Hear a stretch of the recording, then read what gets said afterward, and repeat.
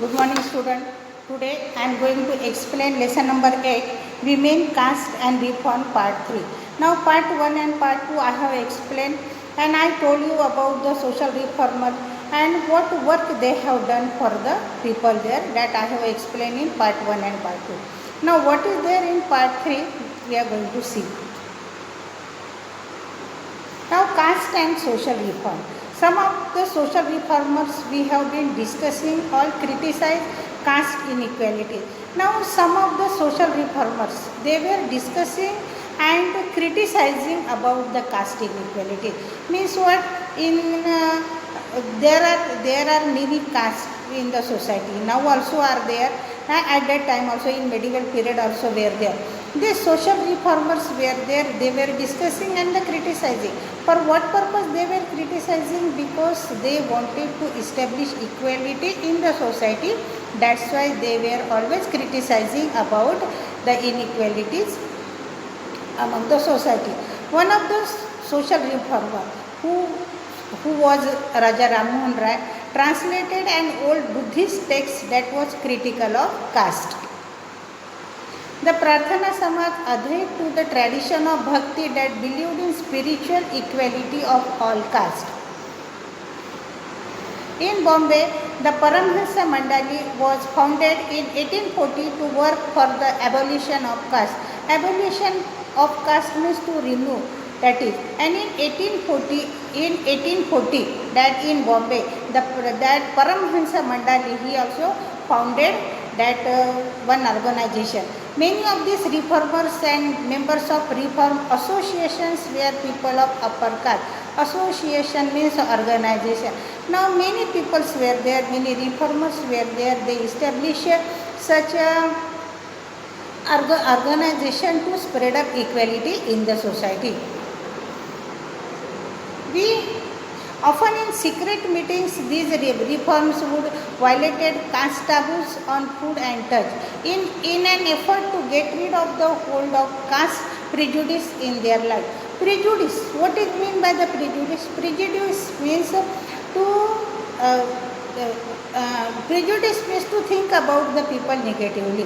Understood? Now the last year you had in civics one lesson also there, that was how the prejudice was happening to the society.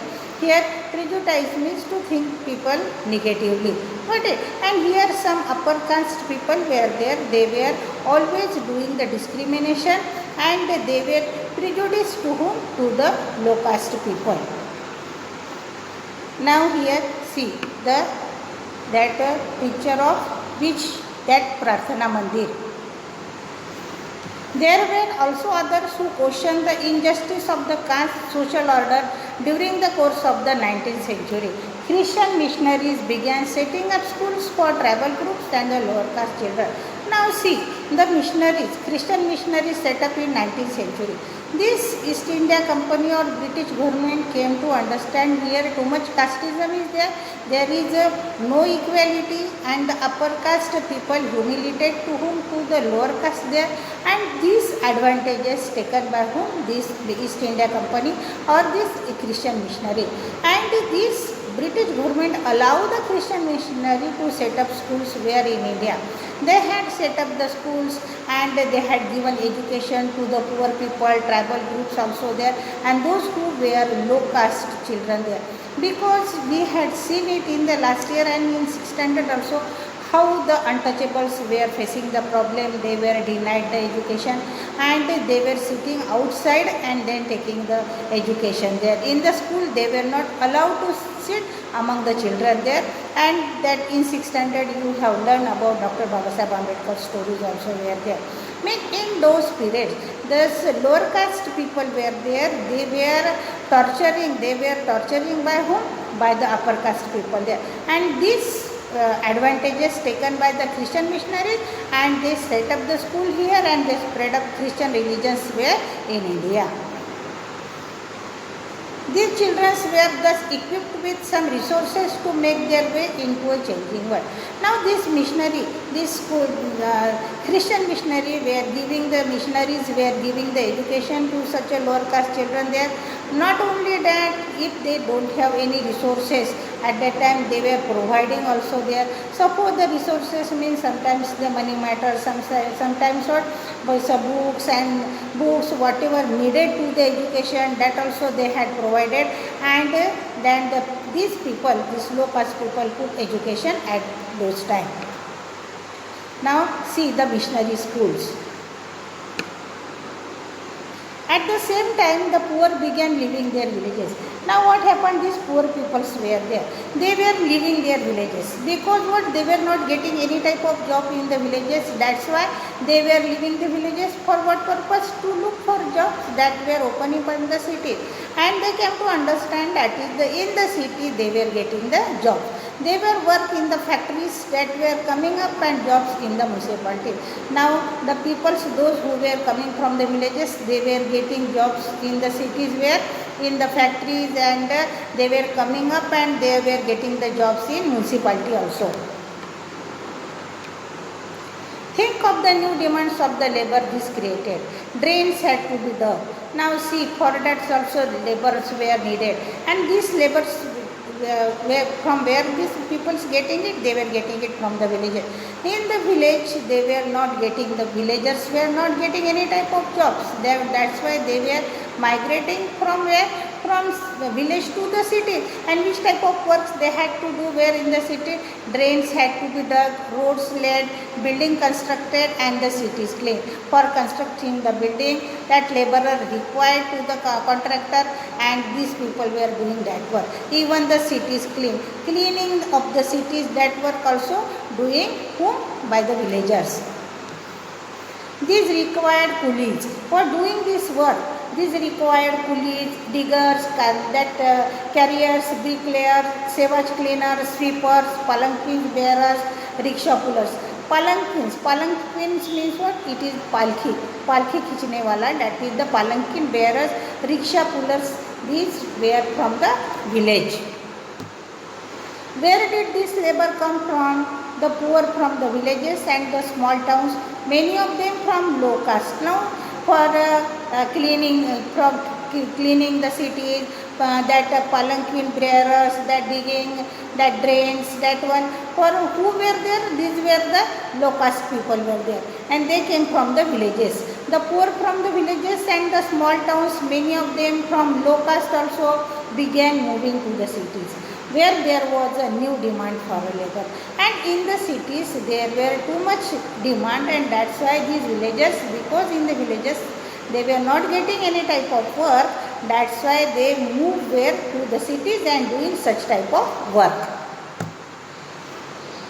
Some also went to work in plantation in Assam, Mauritius, Thailand and Indonesia. Work in new locations was often very hard, but the poor, the people from low caste saw this as an opportunity to get away from the oppressive hold the upper caste landowners exercise over their lives and the daily humiliation they suffer. Now this work, which work? This work that is digging the drains there, again pulling the palanquins, carriers. That is the very not getting such a respectively work, that one, but they were accepting that one because they wanted to get rid of from the oppressive of the planters, and that they did not want the humiliation by the society. See, now there were other jobs too. The army, for instance, offered opportunities. A number of Mahar people who were regarded as untouchables. Now the Mahar peoples were telling as the untouchables, and untouchables found jobs in the Mahar regiment. The father of B.R. Ambedkar, the leader of the Dalit movement, taught at an army school. Demands for equality and the justice. Gradually, by the second half of the 19th century, people from within the non-Brahmin caste. Non-Brahmin caste means those who were not Brahmin caste, that is said the non-Brahmin caste. Gradually, by the second half of the 19th century, people from within the non-Brahmin caste began organizing movement against caste discrimination and demanded social equality and the justice. These non-Brahmin peoples, they were organizing movement for what purpose? Against the discrimination, and they demanded social equality and the justice must be there in the society. The Satnami movement in central India was founded that Ghasidas who worked among the leather workers and organized a movement to improve their social status. Leather workers, now so for taking out the skin of the dead animals and making some articles by that was the leather workers there, and they also he had made the movement, and whenever he had movement he wanted to improve the social status. In eastern Bengal, Haridas Thakur's Matua sect work among the Chandel cultivators.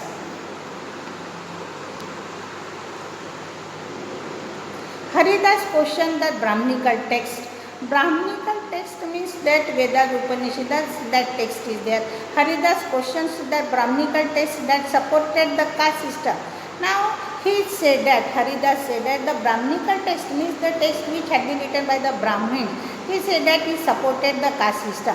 And in what is present day Kerala, a guru from the Iswa caste, Sri Narayan Guru, proclaimed the ideals of unity for his people.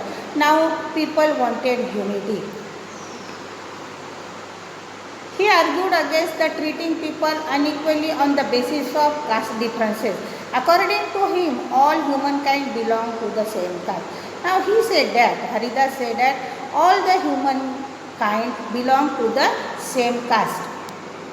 One of his famous statements was, Oru Jati, Oru Matam, Oru Davar, Manushyana. It is the meaning of that, one caste, one religion, one God for humankind. There is no discrimination in the society. There must be a one caste, there must be a one religion, and there must be one God for humankind. All these sects were founded by the leaders who came from non-Brahmin caste and work amongst them.